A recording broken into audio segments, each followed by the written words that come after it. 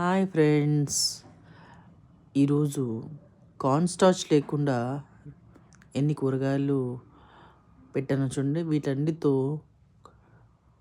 Soup పెట్టబోతున్నానండి. Soup కోసం vegetables ఏం వేసుకున్నానో చూద్దామా. Sweet corn, mushroom, carrot, bottle gourd, pumpkin, ఇంకా రాగి పిండిని ఉండలు లేకుండా కలిపేసుకుందాం. పక్కన బ్రెడ్ పీసెస్గా చేసేసుకుని పేపేసి పెట్టుకున్నానండి. పిల్లలకి కొంచెం ఏదన్నా కార్బ్స్ ఉండాలి కదా. చూడండి రాగి పిండి ఎలా కలిపేసానో. ఇది 4 స్పూన్లు వేసానండి. 4 స్పూన్లు రాగి పిండిలో కొంచెం వాటర్ వేసాను. మంచిగా సాటే అయిపోతున్నాయి కదండి. కొంచెం ఉప్పు వేస్తే తొందరగా సాటే అవుతాయి.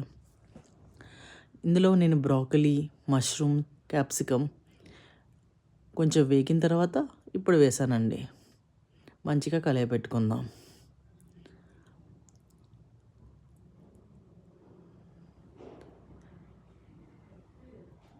తగినన్ని నీళ్లు పోసేసుకుందామండి, ముక్కలు మునిగేంత వరకు చక్కగా.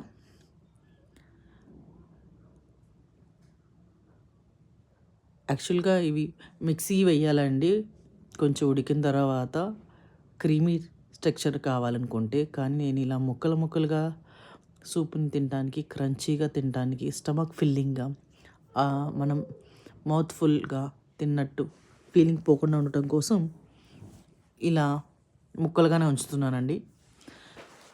పసిపిల్లలు ఉంటే కనుక మాత్రం మీరు చల్లార్చిన తర్వాత మిక్సీ పట్టేసుకుని ఇలా జావ చేసుకోవచ్చు. నేను రాగిపిండి వేసేస్తున్నానండి. మంచిగా కలిపెట్టేస్తే, కలుపుకున్న తర్వాత ఉప్పు, పెప్పర్ని చూసుకుందామండి. పెప్పర్ని కొంచెం యాడ్ చేస్తున్నాను. కొత్తిమీర కూడా యాడ్ చేశానండి. యాక్చువల్గా కొంచెం వేస్తాను, మళ్ళీ వేద్దాం. పెప్పర్ని చూసుకున్నానండి. పెప్పర్ని అడ్జస్ట్ చేసుకుందాం. సాల్ట్ అండ్ పెప్పర్ని చూసారు కదా, దగ్గర పడిపోయింది జావా.